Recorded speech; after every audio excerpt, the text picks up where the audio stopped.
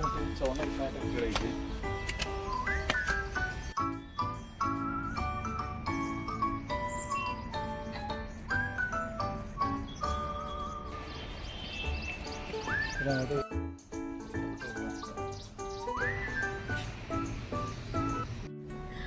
അപ്പോൾ എല്ലാവർക്കും നമസ്കാരം.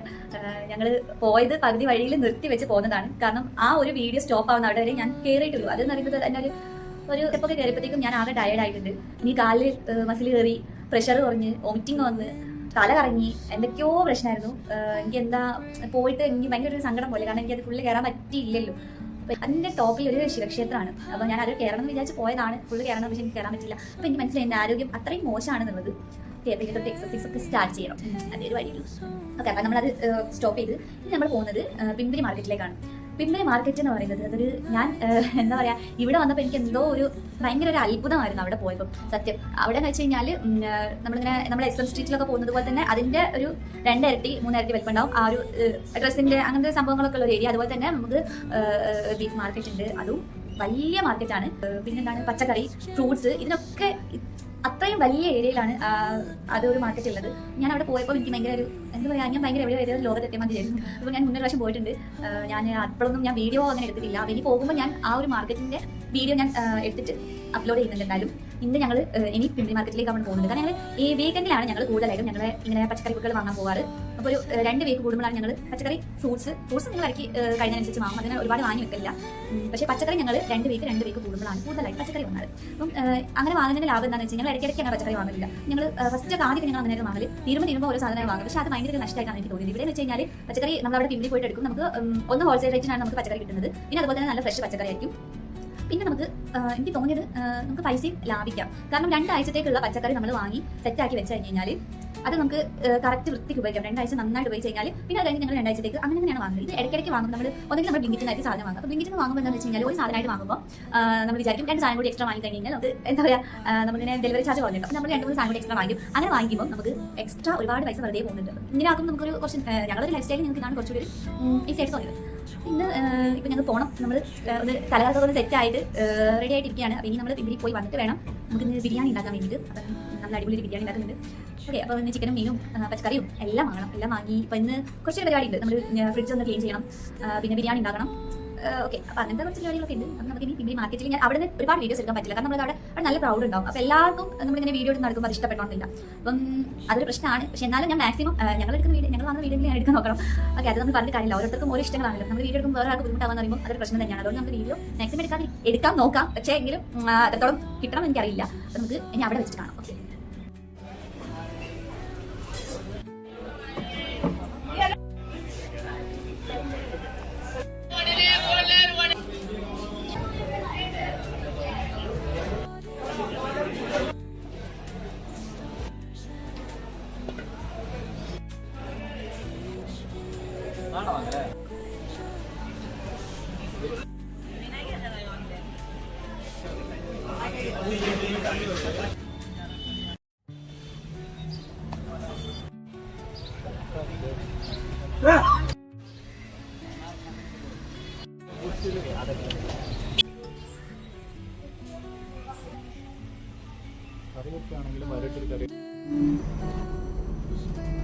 ഹായ്. അപ്പം ഞങ്ങൾ ഇപ്പോൾ പിമ്പിരിയിൽ പോയിട്ട് വന്ന ഡ്രസ്സൊക്കെ മാറ്റി കുറച്ച് റെസ്റ്റൊക്കെ എടുത്തിട്ടാണ്. അപ്പോൾ ഇനി ഇപ്പോൾ തന്നെ സമയം ഒരുപാടായിട്ടുണ്ട്. അപ്പോൾ ഞങ്ങൾക്ക് ബിരിയാണി ഉണ്ടാക്കണം.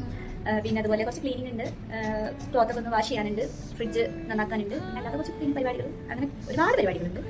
അപ്പം പിന്നെ നമുക്ക് ബാക്കിയുള്ള ഓരോ പരിപാടിയിലേക്ക് ചെയ്യാം. ഓക്കെ,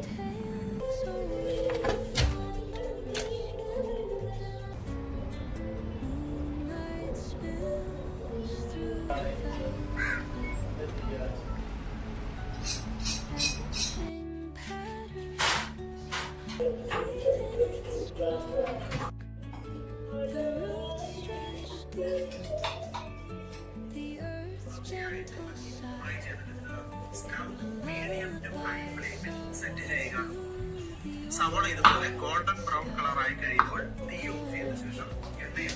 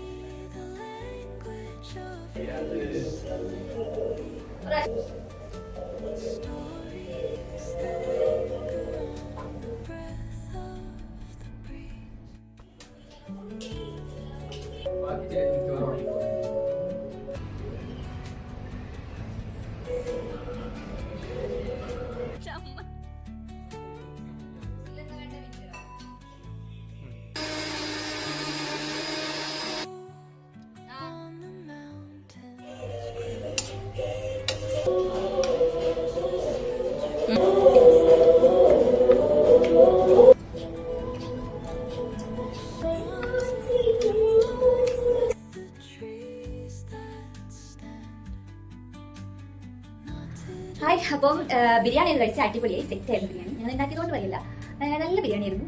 പിന്നെ ബിരിയാണി ഞാൻ റെഫറൻസ് എടുത്തതിൻ്റെ ലിങ്ക് ഞാൻ ഷെയർ ചെയ്യാം. ഓക്കെ, അപ്പം ഇനിയുള്ള പരിപാടി മെയിനായിട്ടുള്ളത് ഫ്രിഡ്ജ് നന്നാക്കലാണ്. ഫ്രിഡ്ജ് നന്നാക്കാൻ എന്ന് വെച്ച് കഴിഞ്ഞാൽ വലിയ രീതിയിലൊന്നും നന്നാക്കാനില്ല. ഞാൻ എല്ലാ 2 വീക്ക് കൂടുമ്പോഴും ഫ്രിഡ്ജ് നന്നാക്കിയിട്ട് മാത്രമേ അതിലേക്ക് വെജിറ്റബിൾസ് കയറ്റാറുള്ളൂ. എനിക്ക് ഇങ്ങനെ ഫ്രിഡ്ജിൽ ഇങ്ങനെ ഓർഗനൈസ് ചെയ്ത് വെക്കാൻ ഭയങ്കര ഇഷ്ടമാണ്. അപ്പോൾ ഞാൻ എന്ത് ചെയ്യും, വെജിറ്റബിൾസ് വാങ്ങുമ്പോൾ തന്നെ പുതിയ വെജിറ്റബിൾസ് നമ്മൾ ഉള്ളിലേക്ക് കയറ്റുമ്പോൾ അതിലുള്ള ബാക്കിയെല്ലാം ഒന്ന് വൃത്തിയാക്കി ഒന്ന് ജസ്റ്റ് ഒന്ന് തുടച്ചിട്ട് മാത്രമേ ഉള്ളിലേക്ക് കയറ്റി വെക്കും. അപ്പോൾ അതുകൊണ്ട് ഭയങ്കരമായിട്ട് കാണിക്കാനുള്ള അതൊന്നുമില്ല, ജസ്റ്റ് ഒന്ന് വൃത്തിയാക്കുന്നു, പിന്നെ അതിലേക്ക് വെജിറ്റബിൾസ് കയറ്റുന്നു. അത്ര മാത്രമേ ഫ്രിഡ്ജ് നന്നാക്കുന്നതിൽ ചെയ്യാനുള്ളൂ. അപ്പോൾ നമുക്ക്